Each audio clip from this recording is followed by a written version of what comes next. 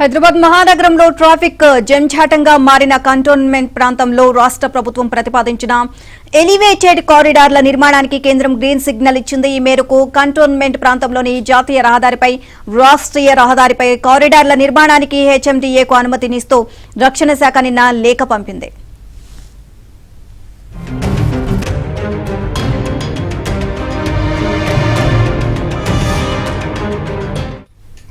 దీంతో హైదరాబాద్ నాగ్పూర్ మార్గంలోని జాతీయ రహదారి 44పై ప్యారడైజ్ నుంచి కండ్లకొయ్య వరకు, హైదరాబాద్ కరీంనగర్ మార్గంలోని రాష్ట్రీయ రహదారి 1 పై జేబీఎస్ నుంచి శామీర్పేట వరకు ఫ్లైఓవర్ల నిర్మాణానికి మార్గం సుగమమైంది.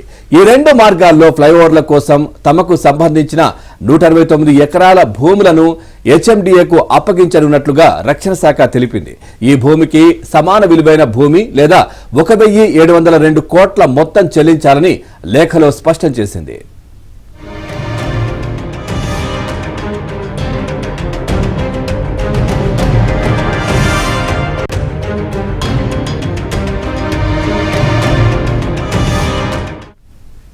హైదరాబాద్ కరీంనగర్ మార్గంలో జేబీఎస్ నుంచి ఔటర్ రింగ్ రోడ్లోని షామీర్పేట వరకు 18.5 కిలోమీటర్ల ఎలివేటెడ్ కారిడార్ నిర్మాణానికి తొలుత రోడ్లు, భవనాల శాఖ ప్రణాళికలు రూపొందించి హెచ్ఎండిఏకు ఈ ప్రాజెక్టును అప్పగించారు. హెచ్ఎండిఏ అధికారులు క్షేత్రస్థాయి సర్వేను పూర్తి చేసి డిపిఆర్ తయారు చేశారు. ఈ ఫ్లైఓవర్ మొత్తం పొడవు 18.5 కిలోమీటర్లు కాగా అందులో ఆకాశ మార్గం 11.12 కిలోమీటర్లు ఉండనుంది. ఈ మార్గంలో 113.47 ఎకరాలకు సంబంధించి ఇచ్చేందుకు రక్షణ శాఖ ముందుకొచ్చింది. దీనికి సరిసమాన విలువైన భూమి ఇవ్వాలి అని, లేకుంటే 954.41 కోట్లు చెల్లించాలి అని నిబంధన విధించింది.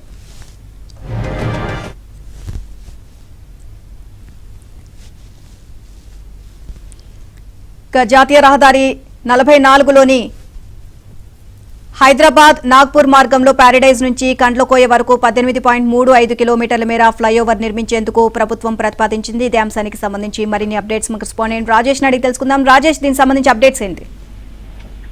మొత్తానికి కాంగ్రెస్ ప్రభుత్వం అధికారంలోకి వచ్చిన తర్వాత ఒక్కొక్క అంశంలో అభివృద్ధి నమూనాగా ముందుకు వెళ్తా ఉంది.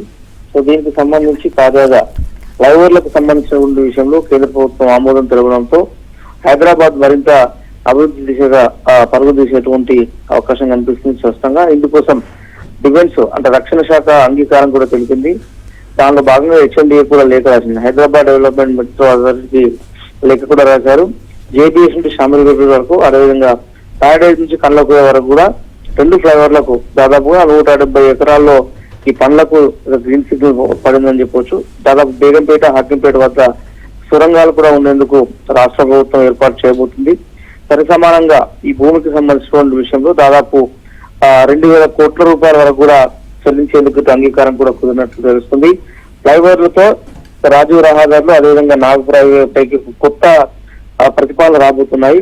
వాస్తవానికి మొన్నటి వరకు కూడా ఉత్తర దిశగా గ్రేటర్ హైదరాబాద్ అభివృద్ధి అంతా కూడా కాస్త వెనకబడిపోయింది. ప్రధానమంత్రి నరేంద్ర మోదీకి ముఖ్యమంత్రి రేవంత్ రెడ్డి ప్రత్యేకంగా విషయం చెప్పారు. ఎందుకంటే ఈ 10 ఏళ్ల పాటు తెలంగాణ రాష్ట్రం చాలా వెనుకబడిపోయింది.